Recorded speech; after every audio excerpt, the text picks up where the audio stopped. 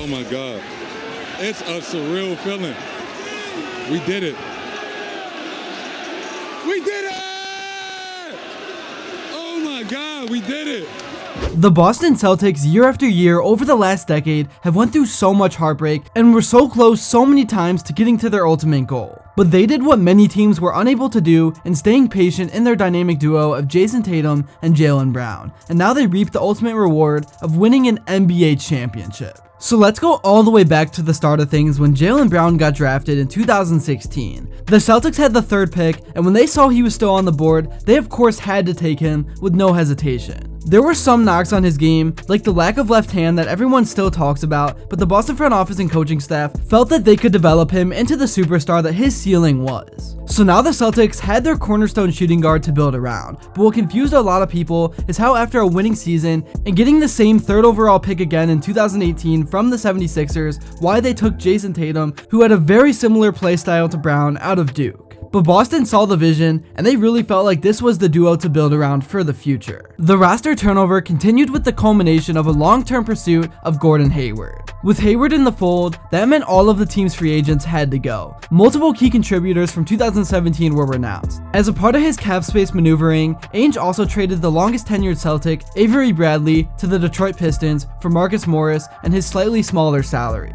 The Celtics also used the room exception to add Morris's former Detroit teammate Aaron Baines to back up Horford. And just when it looked like the roster was set, Ainge took the biggest swing of his time leading Boston's front office. The Celtics sent the Cavaliers Isaiah Thomas, Jay Crowder, Ante Zizic, and the last of Brooklyn's first-round picks for Kyrie Irving. All of the sudden, Boston had 3 All-Stars in Irving, Hayward, and Horford, a group of solid defensive-minded vets and promising youngsters in Brown and Tatum. Visions of Banner 18 immediately began dancing in everyone's head, but opening night, those hopes came crashing down at the same time Gordon Hayward did. 5 minutes into his first game with the Celtics, Hayward went up for an alley-oop and was clipped by Crowder. He landed awkwardly, and by the time the camera panned to him, his left foot was pointing in the wrong direction. It was one of the grossest things I've ever seen on live television. Oh my gosh. Oh my gosh.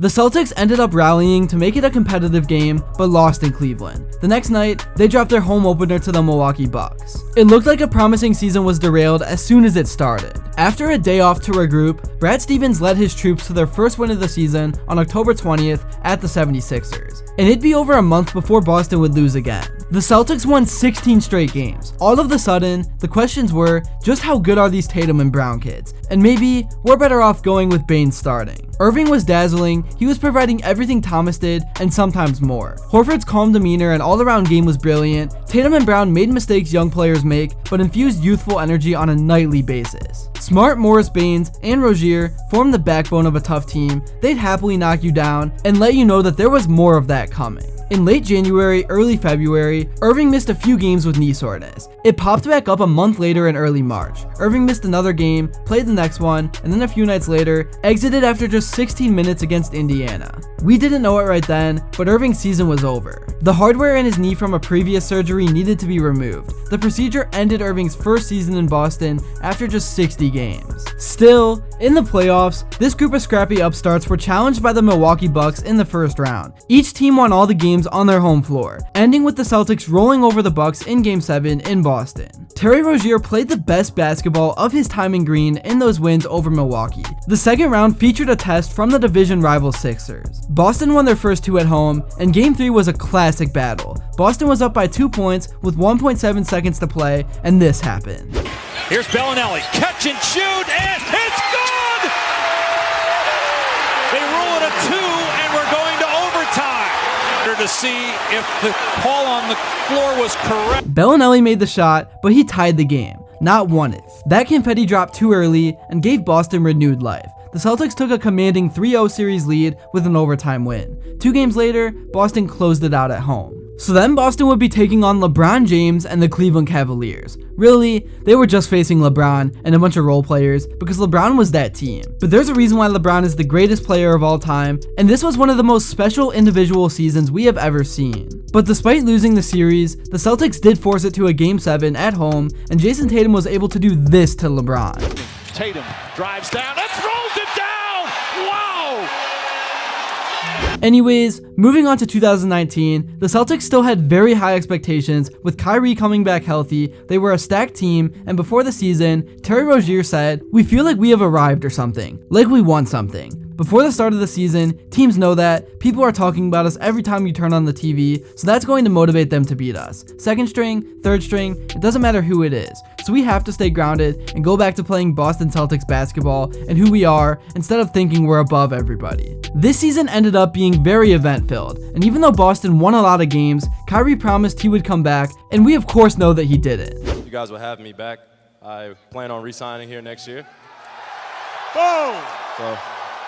Boston did not have the playoff success they wanted, losing to the Milwaukee Bucks. So now that Kyrie was gone, all of a sudden, this was Jayson Tatum and Jaylen Brown's team. And little did we know, we were all in for a crazy ride. In 2020, tragedy struck the earth, so the NBA would have the bubble season. The Celtics were good and made a deep run, but lost to the Miami Heat before the finals. So a common trend was starting to happen with this team. The following season in 2021 was when people really started to question if Jaylen Brown and Jayson Tatum could win together. They only went 500 and lost in the first round. So coming into the 2022 season, the duo knew that things really needed to change, and fast. But on January 6, 2022, the Boston Celtics fell 108-105 to the New York Knicks to drop to 18-21 on the season and 11th in the Eastern Conference, approaching the halfway point of its season. This is when Jaylen Brown would make the infamous tweet that the energy was about to change, and boy, was he right. And so was my boy Jimmy High Roller. But this was the point in the season where the duo was getting more criticism than ever.